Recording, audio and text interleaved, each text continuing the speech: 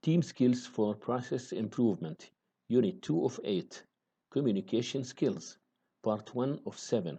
Upon completion of this unit, you will be able to: number 1, identify the basic principles of communication. By learning the 4 basic elements of communication, you will gain an understanding of the factors which affect how well the sender communicates and the receiver understands. Number 2, give and receive constructive feedback. You will learn the benefits of constructive feedback to be able to differentiate between constructive feedback and negative criticism.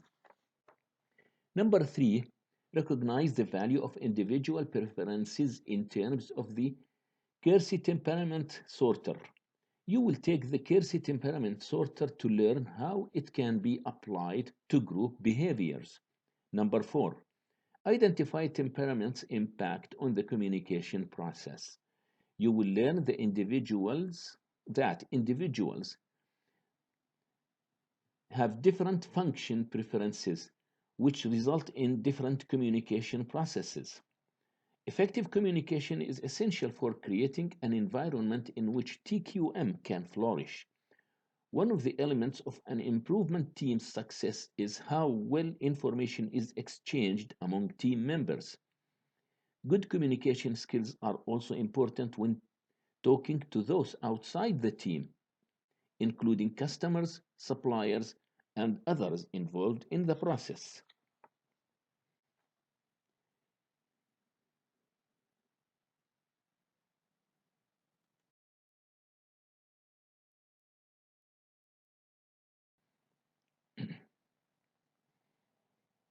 Four basic elements of communication. Communication is the exchange of information, ideas, and/or feelings between one person and another. This exchange may be both verbal and nonverbal. Here we see the four basic elements of any communication. Number 1, sender. Number 2, receiver. Number 3, message. And number 4, feedback.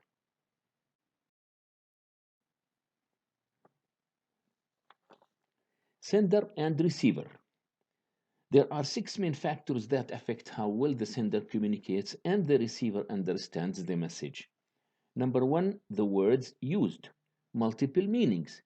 In the English language, many words have multiple meanings. For example, discount has many meanings. To disregard, to take into account in advance, to offer goods or services at a reduced price, and many others. Hamper means to hold back, and a large closed basket. Context.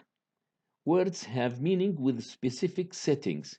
For example, ladder is a device used for climbing, but in other contexts, ladder means stairway. Likewise, head and overhead have other meanings in, in 2 different contexts.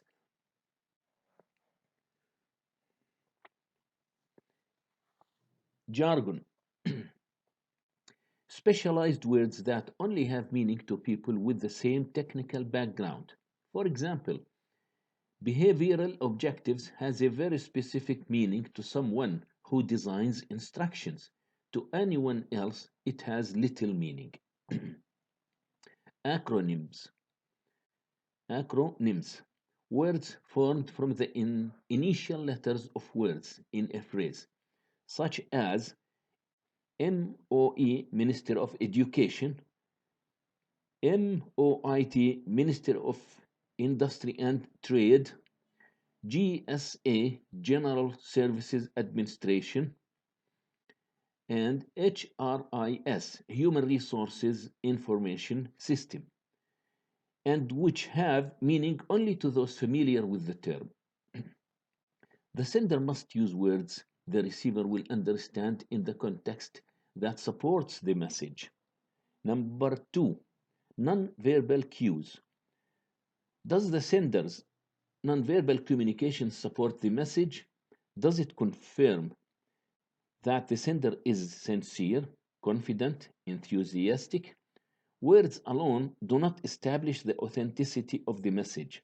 The sender uses body language to enhance the verbal message, and the receiver uses these clues to interpret the verbal message she or he hears. Number three, experience.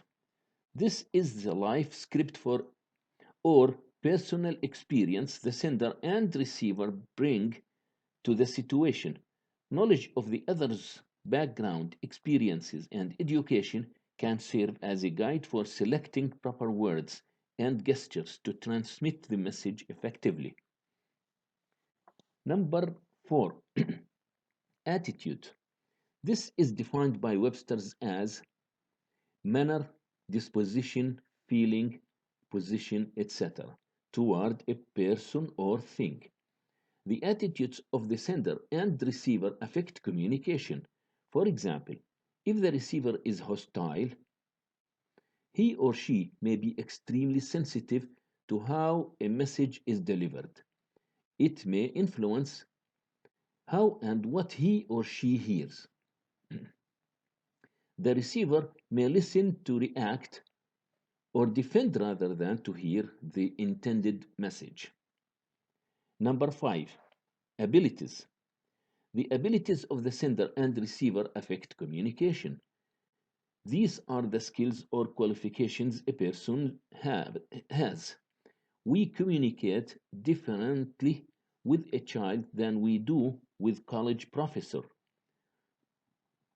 We need to have a knowledge of the other's ability to understand and question ideas being transmitted. Number six, perception. When we perceive, we are gaining knowledge through one of our senses: seeing, hearing, touching, tasting, and smelling. Perception is a key factor in the way each of us sees the world and processes information. This is neither good nor bad. Perceptions differ. Let's look at an example.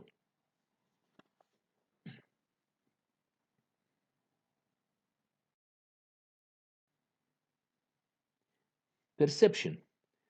Looks at this slide for a minute. What do you see? Just as we have different perceptions about this picture, we have different perceptions about other people and their message. We are surrounded by so much information in our environment that to make sense out of it, we have to filter. We cannot absorb everything at once. We are protective about ourselves. We want to stay happy and keep as much pressure off ourselves as possible. We don't want to get hurt, so we learn to become selective about what we perceive. We use past experiences to help us select. We select in and we select out. The inevitable outcome of selective perception is distortion. When we start to distort the facts, we begin to stereotype people and perhaps bias the information we receive from them.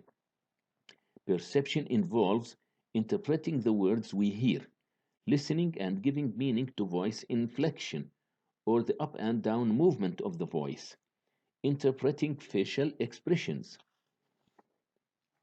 reading the nonverbal signals involved, filtering out things we don't want to hear, don't believe are true, etc. To these factors, we add our personal feelings, opinions, and experiences. All of these contribute to perception. Our perception is actually a kind of filtering system. It is the way we select and interpret the information that surrounds us so that the world makes sense. This is the noise referred to in our model. Anything which distorts the sending or receiving of the message. Each member of a PAT, QMC, or ESC views the world in a unique way.